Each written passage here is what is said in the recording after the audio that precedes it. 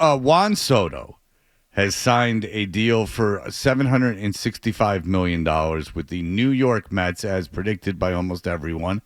That could go up to over $800 million. And there's some very interesting opinions on this. Now, Juan Soto's on-base percentage is over 400. He's one of the great hitters in Major League Baseball history. But and what this means to the Yankees, who I guess were right around there. They offered 1 year more and $5 million less. Yeah, so Soto just was cherry-picking whatever, and I guess Cohen was very involved in the process, but whatever it was, he just took the $5 million in the last year, so it's more of per year. They're not deferring any of the money, which should be illegal anyway. And what this means very quickly for the Yankees is Aaron Judge will never have a season like he did last year again. I mean, that was a lot of that was the protection of Juan Soto, and so that is very negative for Aaron Judge. A couple interesting things I've heard since then.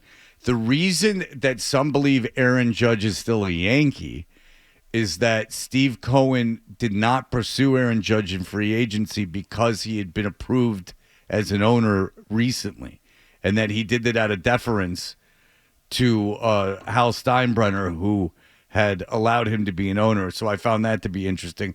Also, the idea that Soto is overpaid, two reasons. One, in terms of WAR, Ohtani and Mookie Betts are better, like are considered better players who make less. Mike Trout in his prime is considered a better player. And two, the idea that with this addition, as rich as Cohen is, I don't know how much more he can do. Are they the second best team even in their division? Are they better than Atlanta while healthy? Are they? And they're certainly not better than Philadelphia. No, even with Juan Soto. So no. This is, if you don't win a championship after doing this, it's really it's wasted money, I guess.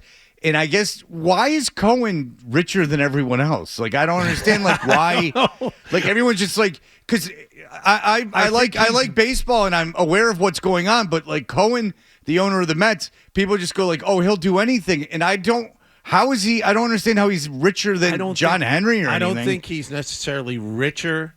I mean, when you get into hundreds of millions and billions of dollars, I don't know what. No, they're all billionaires, right? What the divider is when you get to that big of a number. But I just think Cohen's willing to spend anything. Okay. And the owners, I think some owners have like a governor on. Okay, we'll go to this, and then the rest is crazy. I think if the Yankees had bid $800 million, Cohen would have bid $850. Right. You know what I'm saying? Right. He just wants that bright, shiny new toy for his team.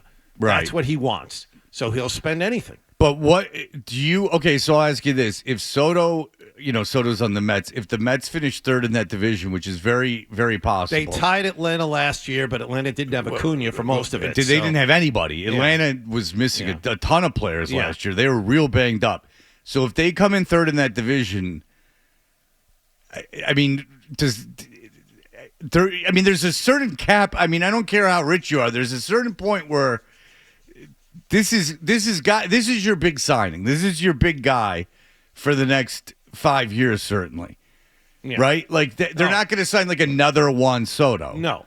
And he's getting paid $51, and it'll be $55 million a year until he's over 40. Right. And if you're Cohen, you're going to eat about $200 million on the back end, too. It's not a direct comparison, but Miguel Cabrera. Miguel Cabrera made however much. The last 4 years of Cabrera's career, he was wildly overpaid. I can do you better. How about Ken Griffey Jr. or Trout? How about at 30? Trout is a bet. Well, Ken Griffey Jr. when he went to Cincinnati, he wasn't any good anymore, and he got hurt a lot. Well, that's Trout the thing. Yeah, it's because you get hurt. Yeah, so I mean, but that's you're rolling the dice. It's a little different because Soto plays a corner outfield spot and he'll wind up as a DH, whereas those two guys played center field. But yes, sure. But you're betting on just when you're paying someone that much amount of money and you're paying him for that long. I mean, listen, Cabrera was worth his contract in Detroit. I mean, he was, I think, worth the contract in Detroit. Soto's probably worth it because it now the Mets, this is a big deal for the Mets because the Mets are always the little sister to the Yankees. They'll with be a things lot like that. more relevant. And if you're Cohen, you injured the Yankees while getting this guy. Right, So. but even it's because they're never going to win like titles like New York will or has. But by doing this, you're now the relevant one, right? Like you've done the big move. And so you're the relevant team. And I'm not sure how many times that's happened where the Mets have just straight out outbid the Yankees for a superstar. I don't know how many times that's happened. In the existence of those franchises. The big question locally is how big of an influence were the Red Sox in the bidding? They came in, according to Sean McAdam, at about 15 years and $700 million. And now the question is, were they ever really involved, or was it just another showcase to see, we're trying? In my mind, it doesn't matter. I never thought Soto. I thought Soto was a pipe dream for this place anyway. Why would that? Why? Well, you were never going to outbid the Mets. Right. I never thought the odds of the Red Sox getting this guy was less than 1% for me to begin with. Anyway, he would have had to have wanted to come here for reasons beyond money.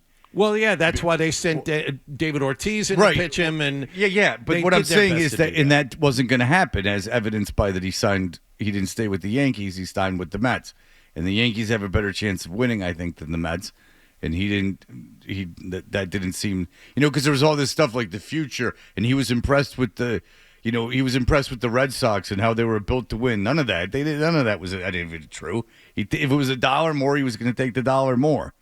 He didn't care about where he played or what was going on. And the Red Sox, because of where they've been the last 5 years, would have had to outbid Steve Cohen by $50 million to get him to come there. I don't think so. I think you would have had to outbid Steve Cohen by $5 million, and Steve Cohen wasn't going to allow that to happen. And I don't know why. So the exercise of going after Juan Soto, let's play this through. So I'm the Red Sox, and I say, okay, here's what we're going to do. We're going to fake like we want Juan Soto. And then they go, okay, that's a great idea. Why? And you go, well, because people will think that we went after him, and they'll like that. And then I'll go, okay, so we're going to use resources and manpower and all this stuff to entertain this thing that's never going to happen. We're not going to sign him invariably. And then how many more tickets do we sell because we did this? And the answer is zero. So if indeed it was this elaborate scam by the Red Sox just to put their names in the hat to screw around, and they don't do anything else in free agency, you've sold not one more ticket. You just wasted your time. You screwed around and wasted your time. And that's the thing. Now, using the second half of that sentence, there are still a lot of free agents out there that can help this team. Max Fried, Corbin Burns, the guy, according to Bob Nightingale, they're going to pivot to immediately, Teoscar Hernandez, who I think they had the highest bid on the table for him last year before he went to the Dodgers. But Teoscar Hernandez is a right-handed bat this lineup needs. He hit 30 home runs last year. I mean, that's the guy you really need to include in this lineup. Yeah, because Boris got this deal done because the Ohtani thing screwed everyone else. And so Boris realized, okay, I got to get this deal done at the beginning of the winter meetings or I'm screwing every one of my clients. Because if I was a guy that had Boris as an agent and I wasn't one of the top 5 paid players in the league. Jordan Montgomery, right? Yeah. Yeah. I would. Arizona, after the season started. Yeah. I'm dumping him as an agent. I don't want Boris. I don't want anything to do with Boris. He's only going to be concerned with the guy who's making him the most money. So Boris, I guess, to not alienate the rest of every player in baseball, got this done. So there is an opportunity because that's what happened to Toronto last year. Is that they went all in on Ohtani, and then they thought they had Ohtani. When Ohtani went to the Dodgers, they were left with it in their hands, going, "Oh boy, now everyone else is gone. Like we've screwed this whole thing up." So, yeah. Listen, the Red Sox need pitching anyway. That you could make the trade with the White Sox to get Crochet. You could make that. You could make a trade to get him. There are a lot of resources available, prospect-wise and money-wise. And at last count, I was reading Jen McCaffrey this morning, They're $60 million under the luxury tax threshold. Yeah. There's no excuse not to spend. If it isn't Soto, then it should be at least one or two other guys, big impact guys. Okay. Because they've talked a really good game here the last month. Yeah, I don't know why you'd fake it, but sure, I guess. But look, from a fan perspective, having Juan Soto play here 81 times a year would have been really fun. It would have been great. But I think if you're a Red Sox fan and you want to win, given what that you have in the pipeline, if you go and you sign a couple starting pitchers, you're a better team. Right. Agreed. Right. Agreed. It wouldn't be the right move for you as a fan if what you're looking for is the continuation or the start of building something toward a winning ball club, a consistently winning baseball team. For the Mets, it makes sense. It makes sense to add that piece. Now, the money, we'll never be able to wrap our heads around it. And, toward the end of the deal, if he chooses to stay there, when the money will actually go up. If he opts in after the 5 years, he actually makes more money. Okay, that's ridiculous toward the end. But for the Mets right now, this makes more sense than it would for the Red Sox. Agreed. The way the team is constructed. Agreed. And even though this is very low on the list, Soto would have been yet another left-handed bat for this lineup, which they don't need. Yeah, you figure that. They need a right-handed middle of the order bat. Let's say you keep 3 of your top prospects and they end up being starting Major League Baseball players. Yep. You need pitching again. A lot. You have positional talent in your pipeline. Enough to trade for pitching, which I think they should do. I think that they should sign a free agent. And I think they should trade for Crochet, and I think they should extend them. There are a lot of guys there that fit what they need specifically, sitting there now. And if you're going to offer, and let's go back, if you're going to offer $700 million to Juan Soto, you damn sure should be in the market for a $150, $200 million pitcher. Right. And one more thing, and this is just selfishly, all of this is not good for baseball. No. That while they try to shorten games and use golden batters and everything else, you're alienating. I mean, like if you took the United States as a whole and showed where the interest would be based on payroll, it would look like the size of Hawaii. Like, I mean, it would look like you were like one of those countries that the Soviet Union blocked off into. It's a tiny portion of the Northeast, and then a tiny portion of California. That's entirely who's in on this, and then Toronto sits there and doesn't get anyone, but they try. I mean, it's really not great. I mean, if you want to grow baseball, people have to care about it. By their teams. Like, no one wants to go to something just to watch guys screw around and lose. So, I mean, they might really, like, with all this stuff that Manfred's trying to do and all this stuff, and the players have no incentive to do this, but you might really want to try to think of a way. Think about the two teams that made the World Series last year and how much money they spend. Yeah, it's on payroll. ridiculous. Yankees and Dodgers. And I'll give you and the thing is that if you're Baltimore and you got like a 4-year window, and if you don't win a World Series, you're out, and then you can't do it again for 20 years. Well, what about Tampa? All right, well, I think that run's done. I think that miracle run with those plucky kids is over. Hey, and by the way, you want to get rid of everything Tampa does. Like, you want to get rid of, and rightly so, openers. And you know why Cleveland? Here's how Cleveland designs their team. Cleveland goes, we can't compete free agent-wise. We can't compete. So what we can do, though, this is everything the league doesn't want. What we can do, though, is draft and sign 1 million guys that throw 100. And what we're going to do is they're all pitched in an inning. And so you're going to know no one on our team because they're all going to be no-name relievers. There's going to be none of the drama of like Oral Hershiser, or Jack Morris throwing 11 innings in a playoff World Series game.